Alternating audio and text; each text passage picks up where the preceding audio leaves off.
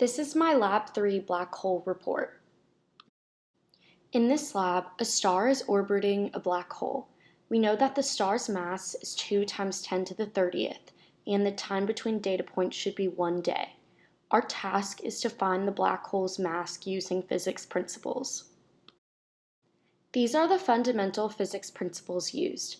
The gravitational force is equal to g times mass 1 times mass 2 over r squared. Fnet is equal to the Fnet parallel component plus the Fnet perpendicular component, and momentum is equal to mass times velocity. In my GlowScript code, I first updated my email to be mine, then I set g equal to 6.7 e to the negative 11 because that's the gravitational constant. I set the star's mass equal to 2 e to the 30th because it said that that was the star's mass in the instructions. I set delta t equal to 86,400 because that's how many seconds are in a day, and the time step should be a day. I set momentum initial equal to the star's mass times initial velocity, and momentum final equal to the star's mass times final velocity. I set delta v equal to v final minus v initial, and delta p equal to p final minus p initial. dp dt is equal to delta p over delta t, and fnet should be equal to dp dt.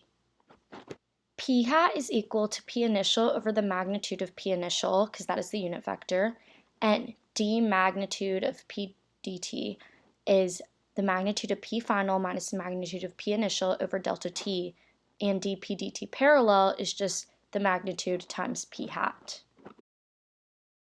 I then set Fnet parallel equal to dp dt parallel and dp dt perp equal to dp dt minus dp dt parallel. Fnet perpendicular I set to dp dt perp, and the mass of the black hole finally, I used the gravitational force equation to put in magnitude of Fnet times the magnitude of star's position minus its original position squared divided by g times the star's mass. Finally, to make the arrows show up, I set the arrow scale equal to 6 times 10 to the negative 17 because it had to be a very small value to see the black hole drawn. This is a screenshot of my black hole that was drawn when the GlowScript code was run, and I found the mass equal to 1.078 e to the 34 when I took the average of all the masses given to me in GlowScript. How do the parallel and perpendicular components of net force differ from those of change in momentum? The parallel component of net force causes a change in speed of the object, while the perpendicular component causes a change in the direction of the motion of the object only.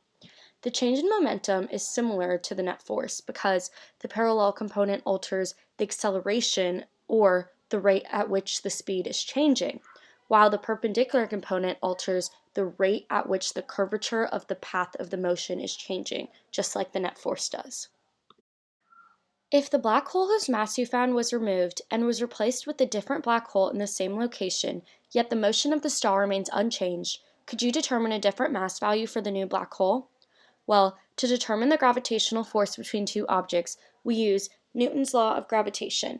This states that the force is determined by the masses of both objects times the gravitational constant g divided by distance squared. If the star's path of motion, distance, and mass remain the same, the star's mass being solved for would remain the same. Therefore, we cannot tell the difference.